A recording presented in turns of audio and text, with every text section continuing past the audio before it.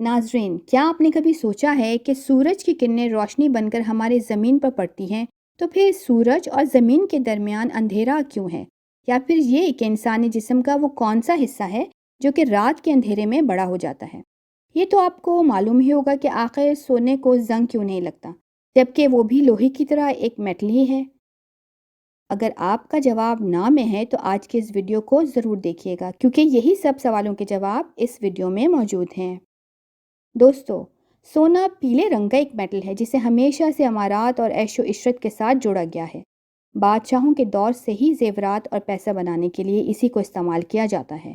اب شاید آپ کے ذہن میں سوال آ رہا ہوگا کہ دنیا میں تو کئی طرح کے میٹلز موجود ہیں، تو پھر ان سبھی کو چھوڑ کر صرف سونے کو ہی اتنی اہمیت کیوں ملی؟ تو ہم آپ کو بتا دیں کہ سونا ایک ایسا میٹل ہے جس پر کبھی زنگ نہیں لگتا، کیونکہ جب بھی کسی میٹل کو آکسیجن پلس موئسچرائزر کے ساتھ تعلق میں آتا ہے تو اس کی اوپر والی سطح پر oxide plus carbonates plus sulphate plus sulphite کی لیئرز جمنا شروع ہو جاتی ہیں، جسے ہم کروژن یعنی زنگ کہتے ہیں۔ مثال کے طور پر جیسے لوہے پر زنگ لگنا یا چاندی کا کالا پڑ جانا۔ اس کے علاوہ کاپر اور پیتل کی سطح پر سبز رنگ کا جمنا کروژن ہے۔ ان سب سے الگ سونا ایک ایسا میٹل ہے جو کہ کیمیکلی ڈی ایکٹیو ہے۔ اسی کی وجہ سے سونا ہمارے ایٹماسفیئر کے ساتھ بالکل ہی ری ایکشن نہیں کرتا، جس کی وجہ سے سونے میں کبھی بھی زنگ نہیں لگتا۔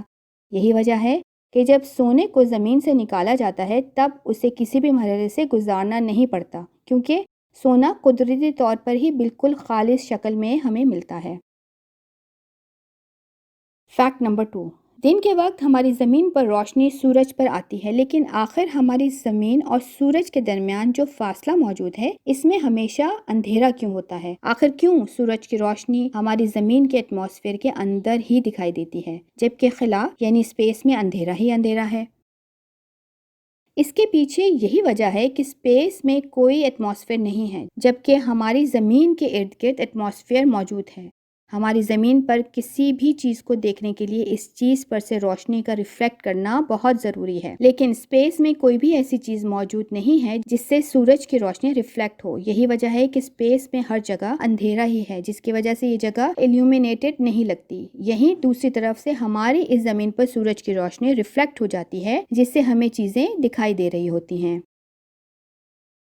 فیکٹ نمبر 3، دوستو، کسی کو اپنا خون دینا یعنی بلڈ ڈونیٹ کرنا بہت زیادہ ثواب کا کام ہے۔ اگر ہم کسی کو اپنا خون دیتے ہیں تو یہ ہمارے لیے صدقہ جاریہ بن جاتا ہے۔ یہاں تک کہ بلڈ ڈونیٹ کر کے کسی حادثے کا شکار ہوئے انسان کی جان بھی بچائی جا سکتی ہے۔ اور دنیا میں کئی ایسے لوگ موجود ہیں جو کہ ہماری ساری زندگی اس کام کو جاری رکھتے ہیں اور ہر 3 ماہ بعد بلڈ ڈونیٹ کرتے ہیں۔ ایسے ہی ایک بلڈ ڈونر کے بارے میں ہم آپ کو بتا دیں کہ انہوں نے بلڈ ڈونیٹ کر کے اب تک کوئی 10 یا 20 نہیں بلکہ 24 لاکھ جانیں بچائی ہیں۔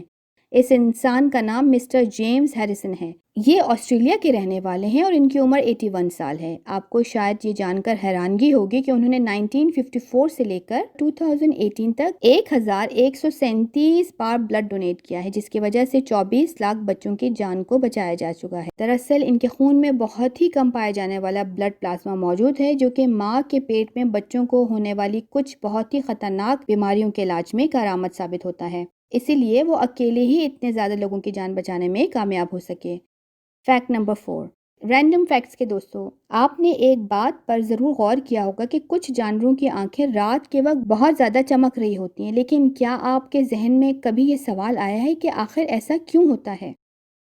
دراصل ایسا ان کی آنکھوں کی بناوٹ کی وجہ سے ہوتا ہے، کیونکہ زیادہ تر جانوروں کی آنکھوں کے پتلیوں کے پردے کے پیچھے ایک چمکدار لیئر ہوتی ہے۔ اس لیئر کو ٹیپیٹم لیسیڈیم کہا جاتا ہے، جو کہ ان کی آنکھوں میں زیادہ فوٹوسینتھسس کی وجہ سے چمک کی مقدار کو کئی گنا زیادہ بڑھا دیتی ہے، یا پھر سامنے سے آ رہی روشنی کو ریفلیکٹ کر دیتی ہے، جس کی وجہ سے ہمیں ان کی آنکھیں چمکتی ہوئی دکھائی دیتی ہیں۔ اگر عام الفاظ میں کہیں تو یہ ٹھیک اس طرح ہے جیسے کسی رنگ والے شیشے پر سورج کی سیدھی روشنی پڑنے پر وہ چمک اٹھتا ہے۔ آنکھوں میں موجود ان ٹیپیٹم لیسیڈیم کا کام آنکھوں میں موجود فوٹو ریسپٹرز کے لیے ضروری روشنی کی مقدار کو بڑھانا ہوتا ہے، جس کی وجہ سے جانور انسانوں کے مقابلے اندھیرے میں اچھی طرح دیکھ سکتے ہیں۔ یہ فوٹو ریسپٹرز اینٹینا میں موجود کچھ خاص نیورونز ہوتے ہیں جو کہ روشنی کے فوٹونز کو اپنے اندر جذب کرنے کی صلاحیت رکھتے ہیں۔ فیکٹ نمبر 5، दोस्तों, हम जब भी दुकान पर एसी खरीदने जाते हैं तो दुकानदार हमसे पूछता है कि हमें कितने टन का एसी चाहिए। 1 या 2 टन की एसी के बारे में तो हम सभी ने सुना है, लेकिन अगर आप एसी में टन का मतलब एसी का वजन समझते हैं तो हम आपको बता दें कि आप बिल्कुल गलत हैं, क्योंकि एसी में टन का मतलब एसी का वजन नहीं, बल्कि ये तो इस एसी की कूलिंग कैपेसिटी यानी ठंडा करने की सलाहियत होती है। अगर आम अल्फाज में कहें तो इसका मतलब ये होता है कि 1 टन बर्फ 24 घंटे में जितनी ठंडक एक कमरे को दे सकती है, इतनी ही ठंडक 1 टन का एसी भी दे सकता है। ठीक इसी तरह 2 और 3 टन के एसी कमरे को इतना ही ठंडा करेंगे जितनी 2-3 टन बर्फ करेगी। तो दोस्तों, आपको इनमें से कौन सा फैक्ट सबसे ज्यादा इंटरेस्टिंग लगा, नीचे कॉमेंट बॉक्स में जरूर बताइएगा। वीडियो पसंद आई हो तो वीडियो को लाइक करें, चैनल को सब्सक्राइब करें और साथ मौजूद बेल आइकॉन को भी दबा दें, ताकि हमारी हर आने वाली वीडियो की नोटिफिकेशन बर वक्त मिल सके।